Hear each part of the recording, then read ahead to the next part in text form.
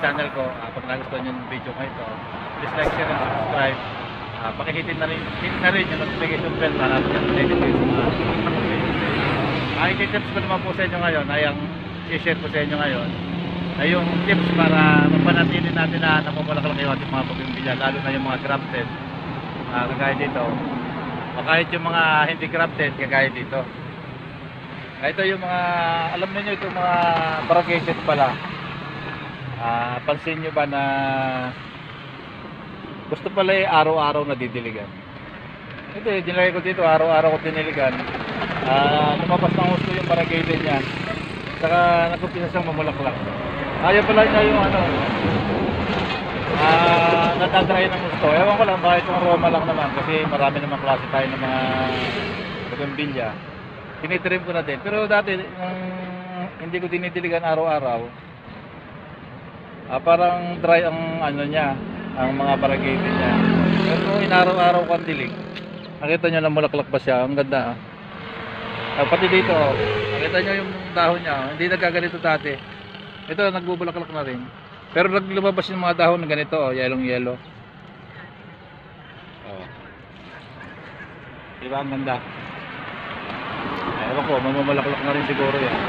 Ano pa nasira. Di ba? Araw-araw ko dinidiligan yan. Tinututuhan ko ng dilig. Ito naman, tinitesting ko lang kasi. Tinitesting ko lang kung mainam sa kanya. Kahit yung mga dito, kukunti pa rin ng mga namumulaklak. Kasi hindi pa rin masyadong mainit ang panahon, maulan pa rin. Pero namumulaklak pa rin yung iba. Meron pa rin. Ito yung mga grafted ko, talaga namumulaklak na. Konting-konting trim lang para mapanatili natin na maganda yung mga form niya. At kung may mga dahon, abunuhan din natin. Abunuhan din natin every once a month lang yan. Makikita nyo ito. Ang ganda na rin di ba? Dati hindi ganito ito. Sobrang ganda na rin. Lilak to. Ayan, namumulaklak na rin. Nakita nyo. Tinetesting ko nga dito sa mga variegated na ano, daily ko na dinidiligan. Pero parang okay siya. Parang maganda. Namumulaklak na rin. Diba? Nakita nyo pagka variegated niya, talagang labas na labas. Lilak. Pagka mga ganito na mga grafted, madali lang i-maintain. Titrim lang natin yung mga sobra. Pagkaraan yung mga tumutubo dito. Kaya dito, kasi ito na-graft dito. Yung mga dati niya na dito sa puno niya, dapat tanggalin. Ito naman sa stem ko lang sa ginrap, kaya nandito siya sa baba. Ito. Hindi natin tatanggalin kasi lilak din, di ba? Sa stem lang yan. Yung maliit na sanga lang ang pinagano. Dapat tanggalin itong mga ganito para malinis. Okay na, di ba? Ang ganda. Ito yung isa, makita nyo. Dito, daming bulaklak dito. Ayan. Yellow or Inca yellow. Kahit dito, dry na dry dati ito. Yung Amanda. Panay tinting yan. Ngayon, gumaganda na rin. Diba? Namumulaklak na rin. Kasi yung Amanda ko minsan, nagpapanay tinting.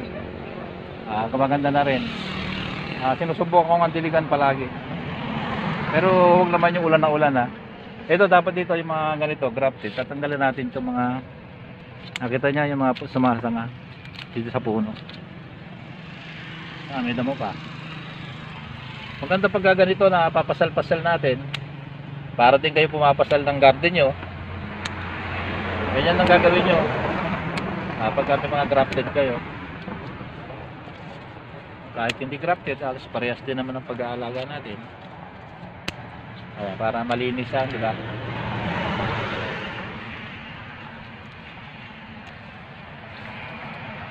Ito, hindi pantanim ito kasi ito dito sa puno ng daan. Pero mapapansin nyo, marami pa rin akong mga bougainvillea na na walang mga bulaklak, yung mga rooted na Eh, maulan pa nga. Ito pa din yung grafted natin, oh. Diba? Ang ganda ng variegated niya. Ang ganda rin ng bulaklak. Ano palang pangalan nito? Ay, rambutan. Ganda. Ito, pagka may lumalagpas na ganito, pwede natin putulin. Yung mahahaba. Pwede natin para yung pag namulaklak gaya dito. Wala siyang mahaba. Ah, ito nga pala isa natin eh. Ito nito. Bonsai emas ito.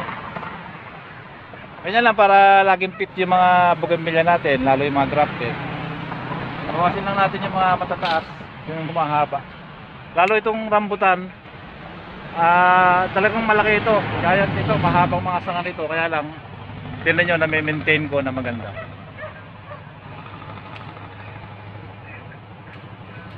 Ito, yung dahon niya.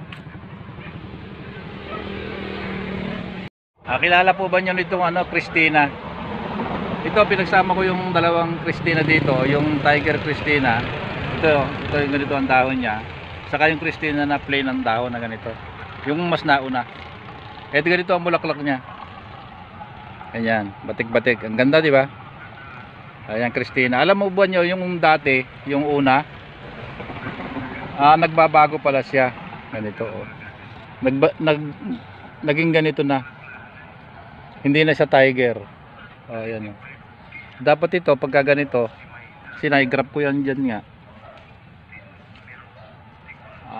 Dapat pala, pagka ganito, nakita nyo nagbabago, tanggalin nyo na agad yung sanga na nagbabago.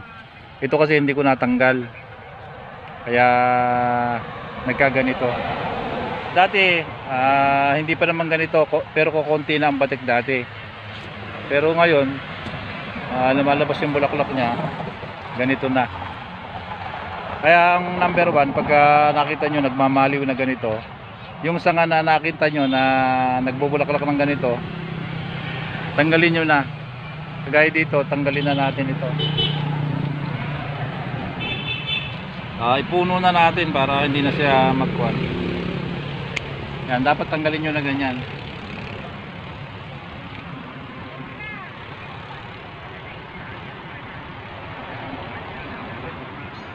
Nakita nyo pa dito, siya rin, no? Maliw na siya, di ba? Kaya tatanggalin na natin ito. Sagad na natin. Ayan, tanggalin na natin. Dapat ang bulaklak nito ganito din. Ayun, di ba nagbago siya? Ganito na siya. Kakaiba, pero okay lang din naman, red. Pwede rin naman pagtagalin, kaya lang baka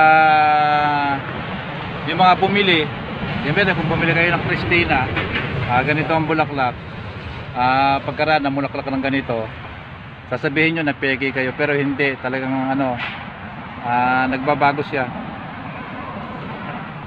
Nagbabago siya. Kung tumatagal na, dapat natatanggal yung mga sanga niya ganito, tanggalin nyo na agad. Pansin nyo ba ito? Ito yung dito sa Pilipinas, ito yung mga dati na bougainvillea natin, 'di ba? Ito na 36 petals na red. Pero ang ganda, 'di ba? Isang puno lang 'yan. Pero dito sa kabila ginrap ko, ito siya, oh. Pero hindi ko ginrap yung dalawang sanga kasi dito. Ayan. Dito ginrap ko na iba, dito ginrap ko na iba. Kasi gandang-ganda pa rin ako dito. Ito. Diba? Ang gandang mamulaklak ko. Napansin nyo talaga maganda. Ito ano ito eh. Makalimutan ko na naman ang pangalan ito. Bidadari pala ito. Maganda rin itong mamulaklak. Meron pala akong rooted dito na maganda. Ito sama-sama. May mga bulaklak din. Ito yung maganda. Kasi ang taas nito kanina. Diba? Ang ganda. Pink panas. Ito ang nagagandahan ako sa panas. Ayan, talagang maganda siya. Talaga yung variegated niya, ang ganda, Saka kakagandahan nito, ang galing mamulaklak. Sila yung nagsanga ng maliit dito, Mandiit lang ng sanga na mulaklak na dito. Hindi na siya humaba. Kaya lang kanina pinaputulan ko kay Mrs. dito. Ang dami niyang bulaklak eh. Eh maganda.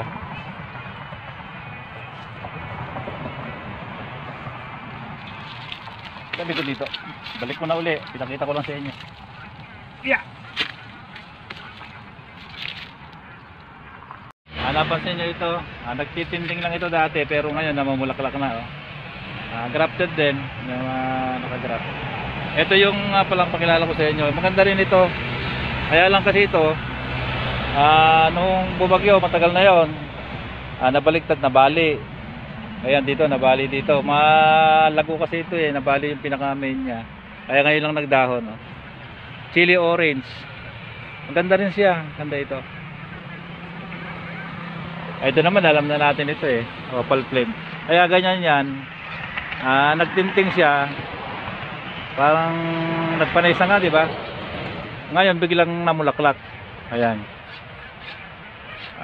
Ngayon pa lang nag-uumpisa mamulaklak, mga ilang araw pa yan eh. Kasi sobrang ngayon pa lang nag-uumpisa.